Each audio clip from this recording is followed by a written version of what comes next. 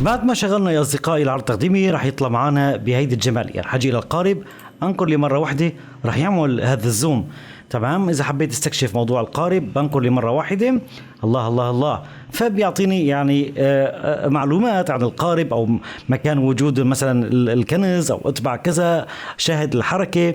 أو إذا حبيت يكون موضوع غير لعبة فيك توزع مثل ما قلت كل أفكار الدرس بهذه الطريقة. أنكر على بريس، الله الله شيء خيال ولا أجمل من هيك. في باوربوينت بتنكر بأي مكان، تمام، فبيرجع عنصر الخلف. بنشوف موضوع الكتاب أيضا ممتاز. أنكر على بريس تظهر معي الحركة بشكل كامل. بنكر خارج مفتاح البريس فبيرجعني يعني زوم إلى الخلف. نفس المبدأ عندي المنظار كمان، برجع بنكر على بريس لحتى يبدأ بي الحركة بشكل جدا لطيف وجميل. تمام، وأشكال 3D وجميلة للغاية. بنكر بأي مكان، برجع بنكر بأي مكان لحتى يرجعني إلى السلايد الرئيسي يلي فيه خريطة الكنز. السلام عليكم ورحمة الله وبركاته، حياكم مولاي أصدقائي، أهلا ومرحبا بكم. أحمد صالح، وفي لقاء جديد في صناعة المحتوى الاحترافي في برنامج مايكروسوفت باوربوينت. واليوم رح نتعلم كيف ممكن نعمل توزيع لأفكار درس كامل لكن على طريقة لعبة.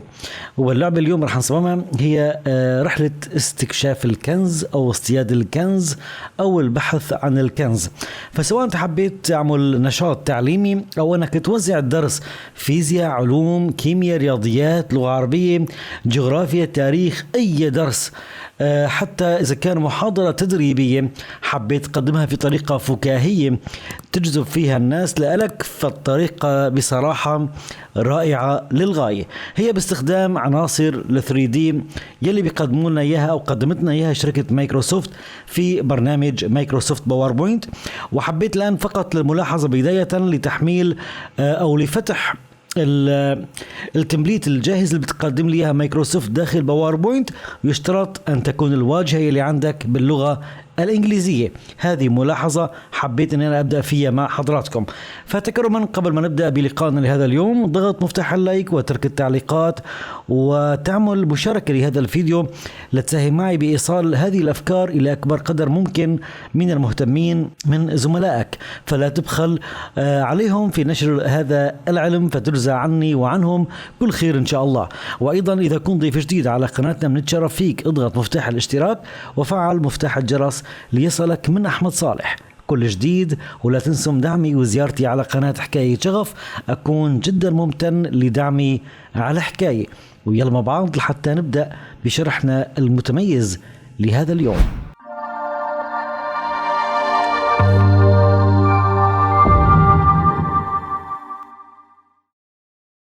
أهلا بكم أصدقائي مرة تانية في لقائنا لهذا اليوم، اللي هو عبارة عن تصميم أو نموذج كقالب كامل فيك تستخدمه لأي درس تعليمي. طبعا العنصر الرئيسي رح يكون عندي في الموضوع للانتقالات أو الفحوى التدريبية، ليست إدراج العناصر ثلاثية الأبعاد، إنما كيف ممكن نعمل سكشن أو مقاطع، تمام، وكيف نستخدم هذه المقاطع في تأثير الزوم بالانتقال عبر هذه الشرائح أو عبر هذه المقاطع. خليني أبدأ معكم على الشكل التالي. أول شيء رح نقوم بتزيين الخلفية ونستخدم مقطع فيديو لحتى يجذب بشكل جميل جدا جدا في مطلع مشروعك أو درسك أو تدريبك، تمام. فبيكون فيه شيء من الانيميشن وبيعبر عن رحلة وجميل للغاية. أنا كنت محضر مقطع فيديو من أحد المواقع اللي بتحمل فيديوهات بشكل مجاني، راح أترك الروابط إن شاء الله بوصف هذا الفيديو بحيث إنكم ما تتعذبوا إطلاقا. بتوجه إلى Insert وبنختار فيديو This Device من هذا الجهاز، بحدد الفيديو وأضغط على Insert لحتى نقوم بإدراج الفيديو ملء الشريحة بالضبط. طبعا بتوجه الى قائمه التشغيل عندي هون وبختار بشكل اوتوماتيك وبعمل له بشيء اذا كان طولت انا بالشريحه يعمل يعني تكرار او حلقه ويعيد تشغيل نفسه مره ثانيه. راح اتوجه الى قائمه الانسيرت ومن شيبس اللي هي اشكال نختار مستطيل وبنكر مع سحب لارسم مستطيل تقريبا في منتصف العلوي، تمام، للشريحه. اضغط باليمين وبتوجه الى فورمات شيب وبختار من اللاين نو لاين، والتعبئة أو الفيلم بختار جريديانت فيلم، تعبئة متدرجة. وخلني اختار لونين بس، خلني اختار نموذج بين اعلى واسفل. تمام، عندي هذا اللون، خلني اختار على سبيل المثال شيء يكون يعني من الخلفية، فأما بتستخدم قطرة الالوان يعني مثلا هذا اللون مثال، واللون الثاني بختاره ابيض لكن نعمله شفاف بنسبة 100%، مشان نحن فقط نعمل منطقة العزل العلوية. إذا حبينا نمد هذا التدرج بسيط شوي عشان يكون في عندك العنوان بالأعلى ما يتشوه مع موضوع الفيديو إطلاقا. طيب كلام جميل لحد الآن. خلنا نضيف النصوص المراد يعني إضافتها، فبتوجه إلى Insert وبختار من وورد ارت احد الاشكال وبكتب النص المراد، وخلنا نكتب على سبيل المثال رحلة البحث عن الكنز او صيد الكنز، اي شيء من هذا القبيل. راح اختار تريسر هانت، يعني هي مثل صائد الكنز او البحث عن الكنز. طبعا هذه الكلمات هي من نفس العائلة، راح نستخدمها بعد شوي بالصوريات ان شاء الله. راح نزين النص بطريقة سريعة، بتوجه الى هوم وخلني اخذ نوع خط، نشوف ما هو المتاح من انواع الخطوط. في حزمة خطوط انجليزية يعني قوية بصراحة وجميلة. خلني ابحث على عجل وليكن على سبيل المثال الوضع جميل للغاية. خلنا نكبر شوي حجم الخط، تمام، بحيث يكون عنوان جميل يعني فكاهي نوعا ما. تمام، بنغير اللون الخط اذا حبيت يعني، واذا حبيت توجه الى التكست اوبشن، عندك موضوع الفيل، نختار بشكل نسيجي مثلا، نختار هذه من هذه الاشكال بحيث يكون في شيء يعني خشبي يعني ان صح التعبير او ما شابه ذلك. اذا حبيت تعمل ايضا ظل ما عندك مشكله بالموضوع، تنسق النص بالطريقه يلي تعجبك. على العموم خلينا نتوجه مره ثانيه الى قائمه الانسيرت وبنختار ايضا شكل وورد ارت وبنكتب السلوغان اللي بيجي مرافق مع العنوان. خلينا نضيف النص اللي هو 3D موديل زوم، تمام، عفوا هي الدبل او مع الام. تمام يا اصدقاء، بتوجه الى هوم ايضا وبنقوم في بعض التاثيرات البسيطه من تنسيق النصوص.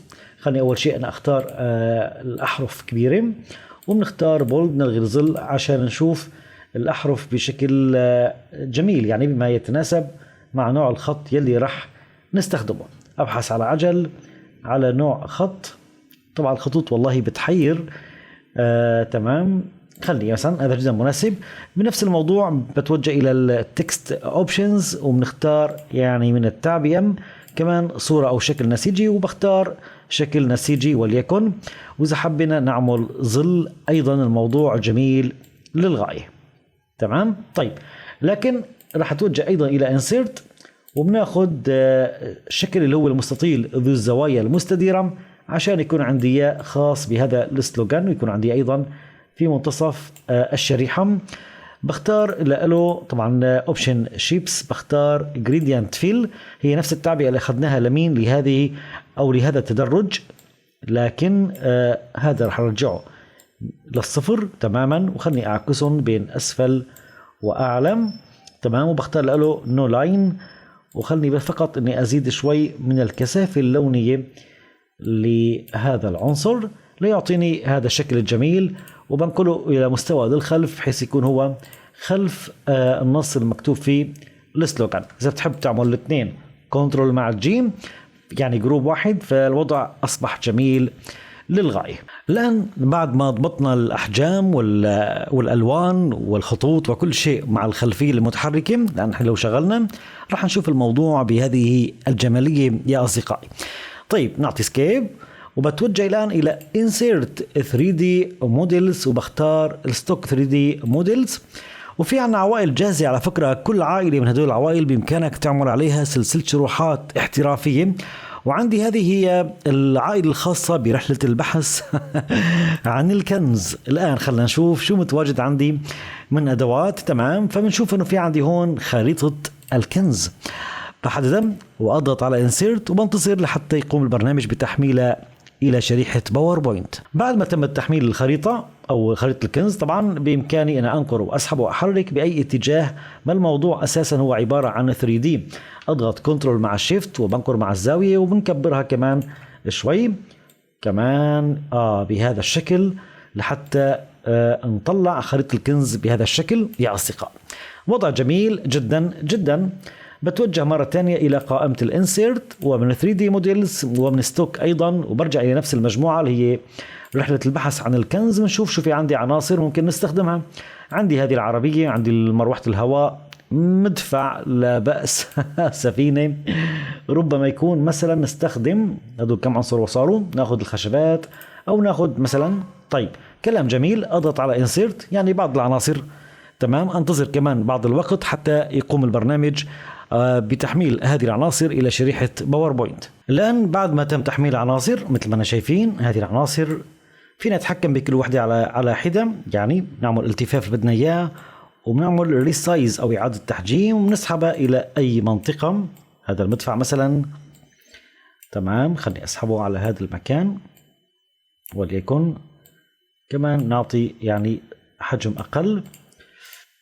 عندي أيضا هذا الشكل، خلنا نصغره، تمام، بعطي استدارة معينة، تمام، بسحبه إلى أحد الأماكن، برجع كمان بصغره حتة إضافية، وليكن نفس الشيء المروحة ويمكن هي العربة اللي تصغرت معي. تمام، الآن نفس الشيء بقوم الآن بالتصغير وبناخد التفاف واستدارة بحيث يكون يعني بموضع بيناسبك، وبنسحبها إلى أحد الأماكن.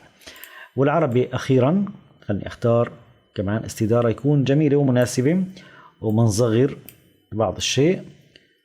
تمام، خلينا نتوجه إلى insert مرة تانية وإلى 3D models، وفي عندي شيء من الانيمالز هي الحيوانات مثلا. خلينا نشوف ممكن يعني في شيء يناسب. بصراحة في مجموعة جميلة جدا جدا مضحكة فكاهية ممكن تستخدمها في عروضك التقديمية، والأخص لما تكون هي موجهة للأطفال يعني، وبصراحة حتى الكبار يعني. تمام، فتعريف الشخص الكبير أنه هو عبارة عن طفل لكن بحجم كبير. تمام خلني أختار مثلا وحيد القرن، وننتظر قبل ما يتم تحميل هذا العنصر إلى شريحة الباوربوينت. بعد ما تم التحميل بنفس الإمكانيات تماما منصغر، عفوا، تمام، برجع بحدد ومنصغر، تمام، وبناخد يعني زاوية أو استدارة أو التفاف يعني حسب الموضع والحجم يلي أنت بترغب له، بتوزع كل هذه العناصر. الآن الفكرة بالموضوع أنه أنا بدي أنقر على أحد هذه العناصر وأستكشف أماكن أو مكان وجود الكنز. تمام، لكن كل عنصر راح يستعرض لي من بعد منه مجموعة عناصر تانية. مثال، خلني أول شيء أنقر باليمين ونختار بدل نيو سلايد بنختار اد سكشن يعني إضافة مقطع. راح نضيف مقطع هون وبنسميه وليكن واحد يعني، أو مدفع، أو بتسميه سفينة، بتسميه اللي بدك تسميه سميه يعني، ما في مشكلة بالموضوع. والآن ونحن داخلين بالسكشن أو بهذا المقطع بنضيف سلايد جديد وبنعمل نيو سلايد آخر ونيو سلايد آخر وأيضا نيو سلايد آخر، يعني عندي 3 شرائح مع شريحة رئيسية. تمام، طيب بمعنى أنا بدي مثلا لما أنقر على السفينة أو القارب عفوا ياخذني إلى مجموعة عناصر يطلعوا عندي هون، وبتنقل ضمن هذه العناصر عنصر على الماشي. يعني هذا باختصار. خلينا نطبق عمليا ونشوف الموضوع. يعني على سبيل المثال أنا هون راح أضيف أحد عناصر ال 3D، بتوجه إلى 3D، تمام، ونشوف شو العناصر ممكن نضيفها من نفس المكان. ربما نضيف مثلا عندي القارب، عندي مثلا الكتاب، عندي مثلا يعني المنظار البحث. أنقر على insert. تمام، راح أخذ أحد الأشكال إلى الشريحة الأخيرة، هذه الشريحة الأخيرة، وخلينا نعمل استدارة وليكن هذا المنظار ونكبره كمان شوي. عندي كمان الكتاب، بعطي كنترول اكس وبجيبه إلى الشريحة الثانية ونستعرض كتاب بطريقة وليكن بهذا الشكل. كمان نعطيه تكبير شوي، وعندي هون بقي عندي القارب، خلنا كمان نكبره شوي. تمام، وبنعطي يعني استدارة أو يعني حركة بحيث أنه يطلع بشكل جميل. تمام، الآن راح أتوجه إلى قائمة الانسيرت وإلى البيكتشرز this device. أنا كنت محضر صورة مشان نستخدمها لوضع الوصف. تمام، وليكن على سبيل المثال هذه الصورة جميلة للغاية. تمام، ربما تعملها استدارة، انعكاس، يمين يسار، أفقي وعمودي، الطريقة اللي بتناسبك ما عندك مشكلة فيها. وخلني أختار send to back، إرسال إلى الخلف، وركب فوق منها مثلا القارب بطريقة جميلة. الآن بإمكانك أنك تضيف نص معين عليها. نضيف نص، أنا خلني أجيب يعني أي نص على التحديد لا على التعيين، عفوا. تمام، وخلني أجيب النص مثلا لهون. على سبيل المثال، وخلني أضيف مفتاح، خلني أنسخ كمان المفتاح هذا اللي قمنا بتصميمه. تمام، ناخذ مفتاح لهون. على سبيل المثال إذا حبيت أنك يعني تكافئ أحد الطلاب وتعمل حركة معينة، تمام، فبتكتب له على سبيل المثال بريس، بمعنى اضغط لحتى تظهر حركة معينة. خلينا نقوم بالتنسيق، نكبر شوي الحجم ونختار بولد. تمام، وليكن على سبيل المثال النص عندي بهذا الشكل. تمام، بس حبم على هذا المكان بهذا الشكل. طيب خلينا نعمل يعني حركة وبعدها نطبقها على كل العناصر الثانية. تمام، بجي بنقر على هذا الشكل. خلينا نسكر التنسيق ونفتح الانيميشن، الجزء الخاص ببدء الحركة. تمام، في مجموعة حركات تجي مع التأثيرات 3D، حركات جميلة تتحرك فيها العناصر. وليكن على سبيل المثال خلني اختار هذه الحركة. الله الله. تمام، في عندي امر جديد رح نتعلمه اليوم، يعني ما سبق وتكلمنا عنه ضمن لقاءاتنا السابقة، بمعنى انا بدي اياه الحدث يبدأ لما يضغط على المستطيل. هذا المستطيل شو بنسميه؟ خلني اتوجه اول شيء الى جزء التحديد، هذا هو المستطيل. تمام، وبنسميه بريس. تمام، طيب هذا المستطيل شو صار اسمه؟ بريس. تمام، بجي لهون على الشكل نفسه هاد وبتوجه الى الانيميشنز، وبقول له هون يعني ابدأ بهذه الحركة لما تضغط او لما اضغط على مفتاح بريس. لما انقر على هذا المفتاح شغل حركة. خلنا نطبقها ونشوفها. نشغل شريحتنا. تمام، لاحظوا الآن لما راح أنقر على هذا المفتاح راح يبدأ القارب بإيش؟ بالحركة. وهذه الجمالية بصراحة بهذه الأنشطة من أنواع الألعاب أو الأنشطة التعليمية أو الترفيهية، مثل ما قلت سواء كان تعليم الأطفال أو حتى كان للكبار، فالموضوع جميل للغاية. الآن خلني أنا أحدد وأنسخ، كنترول سي، وبتوجه على الصورة الثانية بختار كنترول زائد في، وخلني أعطيه هون سند تو باج. تمام، نفس الشيء راح نغير بترتيب الكتاب شوي، او بطريقة عرض الكتاب.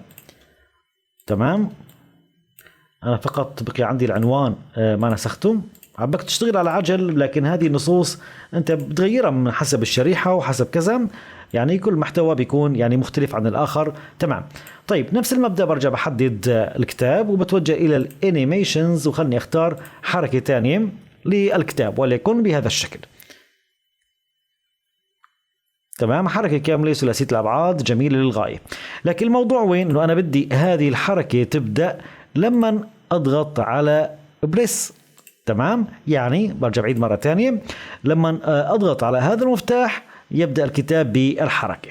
تمام، طيب جميل جدا جدا. برجع بحدد العناصر هدول كاملات وبختار كنترول زائد سي، وبجي لهون وأيضا بختار كنترول زائد في. تمام، وبناخد من كمان سند تو باك، نعطي يعني التفاف بسيط مثلا للمنظار، خلي يكون بهذا الشكل جميل، نكبره حتى. تمام، لنشوف شو الحركات الموجودة كمان عندي. خلني اختار مثلا، او نختار هذه الحركة، اعتقد لسه ما اخترناها. جميل جدا جدا. تمام، لكن انا شو بختار؟ الحدث يعني كليك اون بريس، لما انقل على مفتاح بريس يبدأ هذا بالعمل. الان في عندي نقطة اني انا بدي اصدر صوريات اول شيء حتى استخدمهم بعد شوي في مصغرات الشرائح. يعني راح انقل باليمين وبختار سيف از بيكتشر. تمام، خلني اختار في نيو فولدر هون. تمام، بنسميها مثلا 1. كمان بنقل باليمين وبختار سيف از بيكتشر، هذه راح نسميها 2. والقارب بنقل باليمين وبختار كمان سيف اس بيكتشر وراح نسميها 3. لكن الان احفظوا لي الترتيب.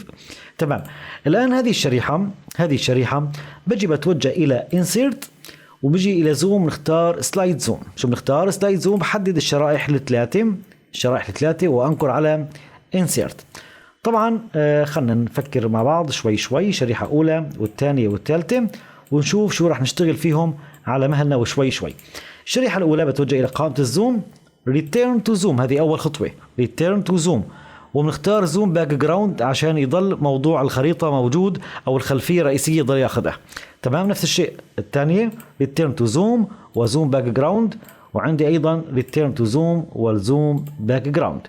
بجي إلى الشريحة إلى هذه الصورة، بنختار صورة القارب بحيث إنه ما تصير شريحة كاملة يظهر فقط القارب، فلهيك نحن حفظنا الصوريات. بجي بختار Change Image from file وبحدد صورة القارب ونقول له ايش اوكي، وبنوسعها كمان شوي. ممتاز. تمام، نفس المبدأ عندي هون. بناخذ المنظار change image من ملف وبحدد المنظار ونقول له insert، بحيث انه انا ما تظهر عندي صورة الشريحة مصغرة بالكامل، تظهر عندي فقط العنصر المراد اظهاره. تمام. طيب، وهذه من الأوامر الجميلة بصراحة يقدم لي إياها البرنامج، مرونة رائعة جدا جدا بتصميم بالخاص بالنسبة للتعامل مع الزوم. بنرجع إلى شريحتنا الأولى. أنا بدي لما أنقر على هذا القارب يعني يبدأ بعرض السكشن أو المقطع كامل. تمام. طيب، أول شيء خلني أنقر باليمين وبتوجه إلى Save as Picture، خلنا نسميه 4. تمام. طيب، ونقوم بحذف هذا العنصر اطلاقا نهائيا. بس تمام، رح نعمل له ديليت. بتوجه الى insert، الى زوم، وعندي هون سيكشن زوم. سيكشن يعني انا بدي اعمل زوم لايش؟ لمقاطع متتاليه مع بعضها البعض، اللي هو سيكشن رقم 1. وبجي بحدد السيكشن كامل او المقطع كامل وبنقول له insert. كلام جميل جدا جدا. بنفس الطريقه يا اصدقاء بنتوجه الى الزوم، نعطي return to zoom، وفي عندي zoom background كمان بنشيلها، وبنغير الصورة وبنختار صورة القارب لحاله، بيكون رجعناه بخدعة. لكن هو عبارة عن ايش هون موجود؟ مصغرة ايش؟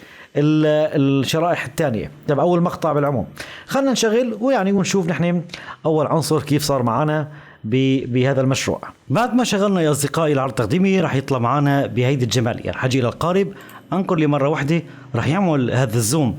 تمام. إذا حبيت استكشف موضوع القارب بنقر لي مرة واحدة، الله الله الله، فبيعطيني يعني معلومات عن القارب أو مكان وجود مثلا الكنز أو اتبع كذا، شاهد الحركة. أو إذا حبيت يكون موضوع غير لعبة فيك توزع مثل ما قلت كل أفكار الدرس بهذه الطريقة. أنقر على بريس، الله الله. شيء خيال ولا أجمل من هيك. في باوربوينت بتنقر بأي مكان. تمام. فبيرجع عنصر الخلف، بنشوف موضوع الكتاب أيضا. ممتاز. أنقر على بريس، تظهر معي الحركة بشكل كامل. بنقر خارج مفتاح البريس فبيرجعني يعني زوم إلى الخلف. نفس المبدأ عندي المنظار كمان، برجع بنقر على بريس لحتى يبدأ بالحركة بشكل جدا لطيف وجميل. تمام. وأشكال 3D وجميلة للغاية. بنقر بأي مكان، برجع بنقر بأي مكان لحتى يرجعني إلى السلايد الرئيسي يلي فيه خريطة الكنز. بإمكانك توزع كل الأفكار. مثل ما قلت أنا ما راح أطيل أكثر من هذا اللقاء، لكن العمليات هي نفسها. نحن ضفنا اليوم فكرة إضافية هي كيف أنا أعمل زوم خاص بسكشن بمقطع خاص. يعني أنا لما دخلنا إلى القارب كان في مجموعة سلايدات انعرضت فقط لما يكون المقطع إيش عندي إياه بما يخص القارب. بتعمل مجموعة صوريات للمدفع، مجموعة صوريات للمروحة يعني وما شابه ذلك، وبيكون أتميت درسك بطريقة احترافية وجميلة وبسيطة يعني مع إمكانيات باوربوينت الرائعة. بإمكانك يعني بوابة الإبداع بصراحة مفتوحة للجميع. أتمنى إن شاء الله أكون قدمت لكم يعني أفكار جميلة وحلوة، وبالخاص أننا مقبلين على العام الدراسي الجديد ومحتاجين نطور في مهاراتنا في تسويق الأفكار بطريقة احترافية في ظل التعليم عن بعد أو التعليم الإلكتروني. لا تنسوني من دعاكم. أترككم في رعاية الله وألقاكم على خير، والسلام عليكم ورحمة الله وبركاته.